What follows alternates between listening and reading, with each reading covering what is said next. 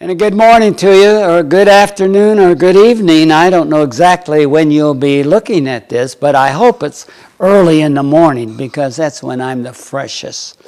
And that's when I really look like I am. So excuse me as we go on, should I change my personality, but that's what God has given me the opportunity to do. And I just want to share some wonderful things.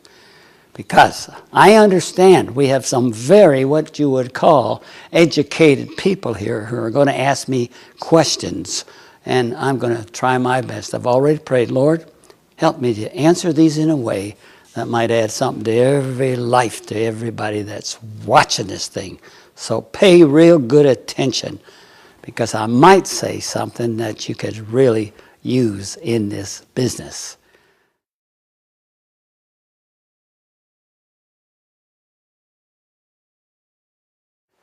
The purpose, of course, of why we started was to impact every person that we touched. See, it wasn't about selling. It wasn't about product. Our whole focus from the beginning was on the person. Okay? We had the best program. You can't understand what these other companies had compared to what we have. And that's where God gave me some things that I couldn't change there, that I changed here, that made Premier so different than any other company.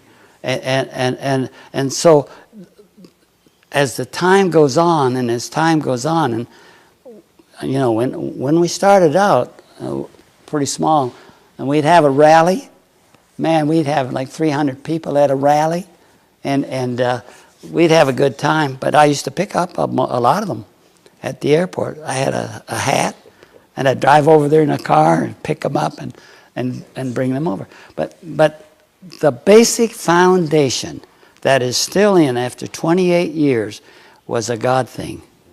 There's no other company in the world that I know that have the reasons we have. And then the last ones that I didn't even realize was changing lives.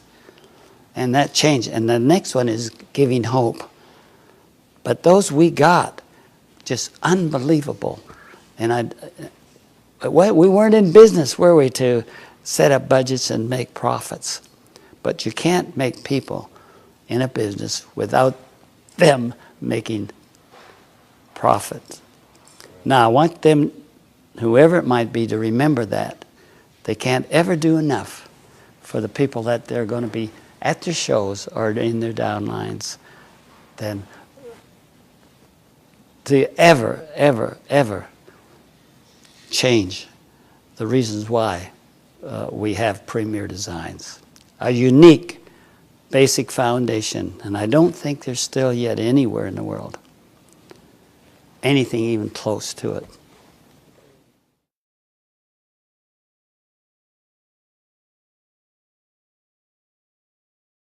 But I came back from the Navy, and I'm now 20 or 21 years old, 21 I think, and what happened to me was I'd grown a lot, and I'd changed during my 3 years in that, and I came back kind of a different person, more interested in learning and studying. I never was interested in school or anything before. And so what happens there, and the things that developed there, and someday I'll write the story of it all, God started working on me. He started working on me. And of course, you know how Joan and I got together. She was not a believer, but she was a religious girl. And that was the secret of what God was going to do. My whole plan, I convinced with all my heart that Joan Taylor, and for me to meet Joan Taylor was a very miracle, because as you know, her father was a doctor, he was English. They have a little caste system of believing. My mom's the Irish scrubby. We're living in a little apartment over the dairy, and it wasn't a good situation for them. But she decided that she would do it, and God was in it, not only because she was a church-going gal. I mean, she went to the Episcopal Church. She loved it. She did everything there. Father Gagan was his daughter was her best lady in our marriage, and I never forget Father Gagan because he's Irish. And he said, Andy, my lad, you ought to be coming to concentrate. You ought to be coming to be confirmed. Oh, I said, Father, I really don't have the time. Well, let me tell you, you don't have to come to the classes. Just come on a Sunday and I'll confirm you. And I said, oh, thank you. Let me think about it, you know. For some reason, I don't know why, God would never let me, never did I go to ever be confirmed. See, I knew I had been born again. It was with me nearly every night I went to bed, but I wasn't living for the Christ. Joan wasn't a believer. Many times I prayed about that, and times. But how that all happened was because of that. My mother and I, who cleaned offices, had to have a vehicle because we couldn't carry the stuff. And my mother, when I'm 16, we get that vehicle. And that vehicle, I'm able to go down after we're done our work to the park where the baseball games are. And it's up in the center of Woodstock where more of the higher class people live. So when I got up there with my car, and the most amazing thing is I attracted a lot of people. And pretty soon now, instead of the East End gang I'm playing with, I'm now up in their crowd. And they're a nicer, wonderful crowd. And so I got to know them all, and I drove them around. And when Joan was dating my friend Bill for a long time, and I was dating her friend Shirley, we'd ride in the car, that car, and I would watch through the mirror. They're in the back seat. I would watch through the mirror how things were going, you know. And I started courting her there. Now, she never realized this because this is years before. And I started putting them back together when they fight, you know. And when she's sick, I took her candies. My friend Bill took her nothing. He didn't have a clue. And so that car got me to meet that gal in a most unusual way. And she was then going to lead me the rest of the way. Because when I finished my book, The Road to Premier, you're not going to believe. There's 37 things. God started with us. And everywhere I went, something happened that was going to impact what we're going to do in the future. It was a God thing from the very beginning. Here I have my Bible that I brought along. And I wanted you to understand that this was the book. This was the book that Joan and I decided would be our foundation.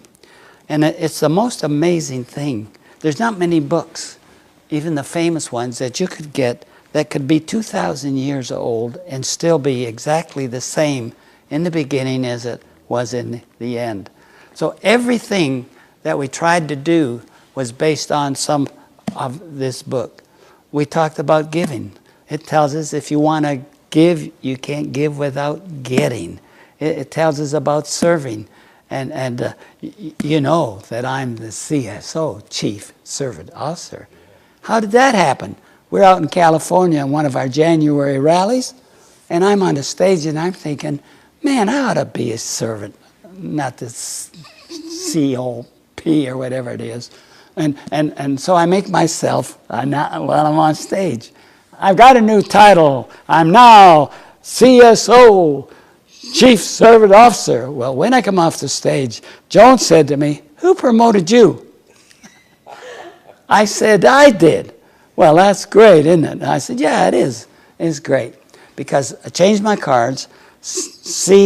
I give the card to the people, and they say, see, what is that? Chief Sales Officer? I said, oh, no. Chief Servant, well, where did you get it? I got it from the Bible. We're man, so, and it says, if you want to be the chief of everybody, be the best servant of all. And this is the book that not only does that, but it talks about this giving. But most of all, it talks about the most magnetic thing in the world, and that is love. And if you can love people, you're going to magnetize them. They're going to follow you. They're going to love you. They're going to look you. And there's so many, many wonderful things in this book that have paid. For instance, I have another book here. And I have macular degeneration, so I can't read. And these are things that I try to memorize. And I want to show you what they're like. See how big that is? Now, I carry a lot of these with me, but I always have on the top 3 or 4 or 5 verses that I'd like to be able to share with you. But let me share one. The first one I want to share with you just happened at, when Joan went to heaven. But it's a verse I want you to remember. And it's Isaiah 41:10. And what God says and what he said to me, that very moment I was with her when she went to heaven, it came to me. I never had thought of it or ever had it before. Fear not, it said, Andy. Fear not. For he says, don't be full of fear. Just remember that I'm going to uphold you. I'm going to help you. I'm going to do these things for you. And then at the very end, it's just an amazing story. Fear not, be not. Be not. Do you know what that word is, Randy? Dismayed. Yeah. Do you know what dismayed means? Because I was a dismayed person at many times. Discouraged. Don't give up. Just keep going. But these are the things that I read. Now, I take these with me out of my book. I take my best verses with me. And I have Jeremiah 29:11 because God says he's got a plan for me.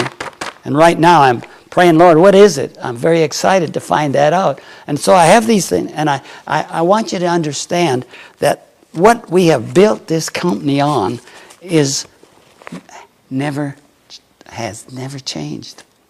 So you can depend on, maybe not the Horners, maybe not all of our sin, but you can depend on what God says. And if you will follow that, I'm going to tell you what's going to happen. Not only will you build a business and enrich lives, but your life, the plan that God has for you, he will reveal, like he did for Joan and I. Can you imagine coming from Ireland, going to Canada, from Canada to Boston, from Boston to Austin, from Austin to Dallas, just because of chance? I'm telling you, dear friends, when you get the rest of the story, it was a God thing. And what it did for Joan and I was to humble us, to really understand that he loves you, and he'll continue to love you. And my prayer for you as you build your business is not that you'll make a ton of money. It's not that you're going to have an easy task. It's just that you will be faithful, and you will trust and believe what God has said. And I say it again. If you're willing to follow the principles of this book, and if you're willing to serve, if you're willing to give, if you're willing to love. Now, the secret of not getting those 3, it's the ability to give them. So God bless you, and I'm telling you, if you will work, and if you will listen and be trained, God will, I promise you, fulfill, and you'll have a successful business. God bless you. We love you. Thank you for all you will do. And we pray that God will watch over you and your family in the years ahead. The past is gone. The present is going. And the future is where you're headed. And I pray you look at it and see the sunshine over there and the opportunities. In today's world, the opportunities we have for people who are hurting, people who need that hope. So continue to trust, continue to serve, continue to love. You'll have a wonderful, wonderful few years ahead. Oh yes, you're going to do good, but I pray that you'll help others do more.